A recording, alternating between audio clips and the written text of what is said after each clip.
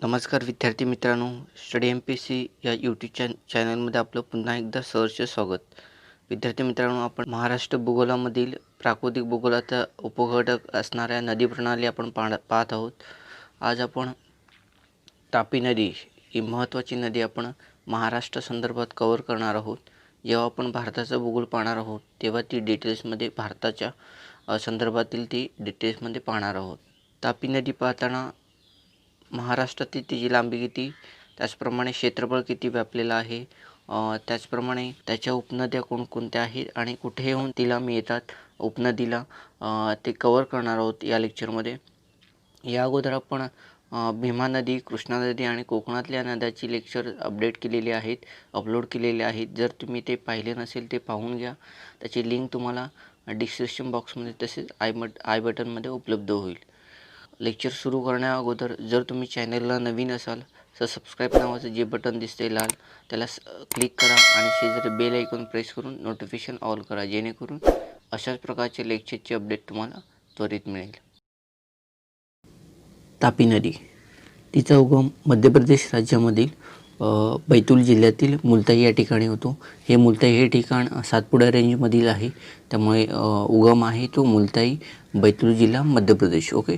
त्यानंतर ती जी लांबी आहे तिची, म्हणजे मुलताईपासून ते जिथं ती मुखस्थान आहे तिचं खंभात चाकाकडे, म्हणजे सुरत या ठिकाणी ती खंभात चाकास इथे जाऊन मिळते. ओके. तिची लांबी आहे या दरम्यानची 724 भारतासंदर्भातील. तर महाराष्ट्रामध्ये तिने 208 किलोमीटर कव्हर केलेलं आहे अंतर. ओके. महाराष्ट्रातील सर्वाधिक लांबीची पश्चिम वाहिनी नदी. विद्यार्थी मित्रांनो, इथं कन्फ्यूज होऊ देऊ नका, कारण कोकणातील या सरासरी नद्या या साधारणतः एकूण मानात ते 155 किलोमीटर यांचं सरासरी लांबी आहे, त्यामुळे कन्फ्युजन होऊ देऊ नका. महाराष्ट्रातील सर्वाधिक लांबीची पश्चिम वाहिनी नदी म्हणजे तापी नदी, 208 किलोमीटर. ओके. सातपुडा आणि सातमाळा अजिंठा डोंगररांग या दरम्यान ती फ्लो होते. ओके. उत्तरेकडे सातपुडा पर्वत आहे आणि दक्षिणेकडे आहे ती सातमाळा अजिंठा डोंगररांग या दरम्यान ती वाहते. खसदरीतून वाहते. भारतातील 3 नद्या महत्त्वाच्या आहेत, ज्यामध्ये दामोदर नदी, नर्मदा नदी आणि तापी नदी या 3 नद्या आहेत ना महत्त्वपूर्ण, ज्या की खसदरीतून वाहतात. ओके. महत्त्वपूर्ण आहे, हे लक्षात ठेवा. क्षेत्रफळ पहा, 65,150 चौरस किलोमीटर आहे भारतासंदर्भात. तर महाराष्ट्रामध्ये तिने 31,660 चौरस किलोमीटर महाराष्ट्रातील भाग व्यापलेला आहे. म्हणजे महाराष्ट्रातील एकूण खोऱ्यापैकी 17% भाग हा तापीच्या नदीच्या खोऱ्याने व्यापलेला आहे.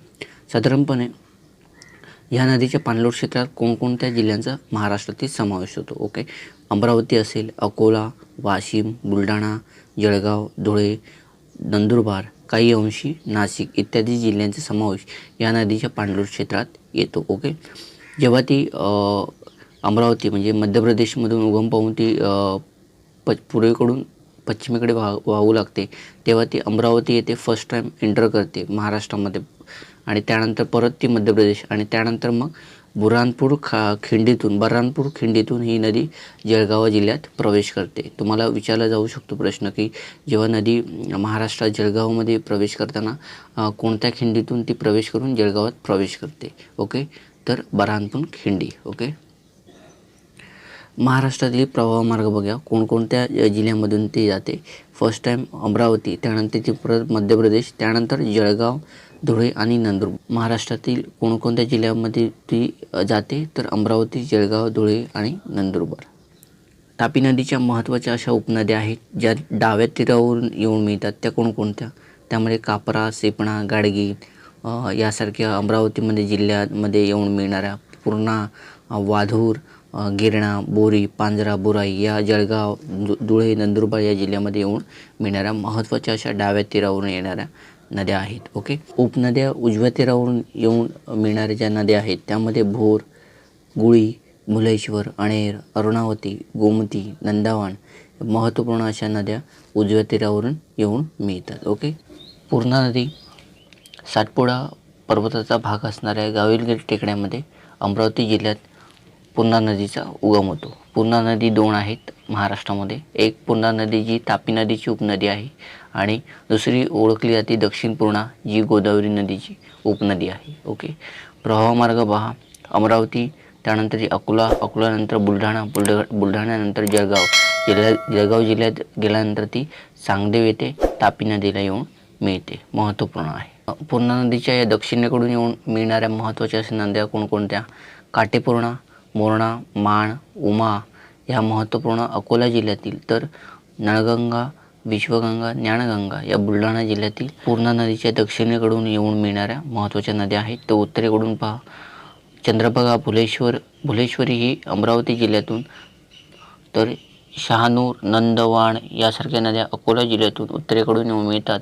तर बाणगंगा, पांडव या नद्या बुलढाणा जिल्ह्यातून उत्तरेकडून येऊन पूर्णा नदीला मिळतात. ओके. आता तापी नदीच्या महत्त्वपूर्ण अशा उपनद्यांपैकी गिरणा ही सुद्धा महत्त्वाची उपनदी आहे, जी नाशिक जिल्ह्यातील सह्याद्री डोंगर रांगामधील दळवट या गावी उगम पावते. ज्या उपनद्या महत्त्वपूर्ण आहेत, ज्यामध्ये फर्स्ट येते ती उत्तरेकडून मिळते आरम, त्यानंतर मोसम, त्यानंतर पांजण या महत्त्वपूर्ण अशा नद्या उत्तरेकडून येऊन मिळतात नाशिक जिल्ह्यामध्ये. आणि लितूर ही नदी दक्षिणेकडून येऊन मिळते. ओके. त्यापैकी मोसम आणि गिरणा ही नदी मालेगाव येथे त्यांचा संगम होतो. ओके.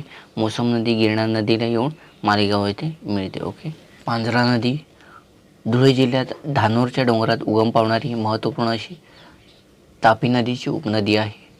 ज्या ठिकाणी महत्त्वपूर्ण असं शहर वसलेलं आहे, ते कोणतं शहर वसलेलं आहे याच्यावरती आपण वेगळं लेक्चर घेणार आहोत. त्या लेक्चरचे अपडेट तुम्हाला मिळण्यासाठी चॅनलला सबस्क्राईब करा, जेणेकरून त्या लेक्चरचे अपडेट तुम्हाला त्वरित मिळेल. पांझरा नदी तापी नदीला येऊन मुळावत या ठिकाणी येऊन मिळते. धुळे जिल्ह्यातील मुळावत हे ठिकाण आहे, धुळे जिल्ह्यात येऊन मिळते. ओके. पांझरा नदी. त्यानंतर आहे तापी नदीला उत्तरेकडून येऊन मिळणारी नंदुरबार जिल्ह्यामधील गोमाई ही नदी, जी प्रकाश येथे येऊन मिळते. ओके. तापी नदीला ही महत्त्वपूर्ण अशी नदी आहे, जी प्रकाश येथे येऊन मिळते. अशा प्रकारे विद्यार्थी मित्रांनो, तापी नदी संदर्भातील महाराष्ट्रातील कोर माहिती आपण पाहिलेली आहे. ओके. जर तुम्हाला लेक्चर आवडलं असेल तर लाईक करा, त्याचप्रमाणे कमेंट्स येऊ द्या, जेणेकरून आम्हाला तुमचा प्रतिसाद समजेल. आणि न विसरता आपल्या विद्यार्थी सर्कलमध्ये जास्तीत जास्त जे अभ्यास करत आहे शासकीय सेवेचा, त्यांना जास्तीत जास्त शेअर करा, जेणेकरून अशाच प्रकारचे लेक्चरचे अपडेट त्यांना त्वरित मिळेल. ओके. तुर्तास इथंच थांबू, भेटू पुन्हा पुढील लेक्चरमध्ये.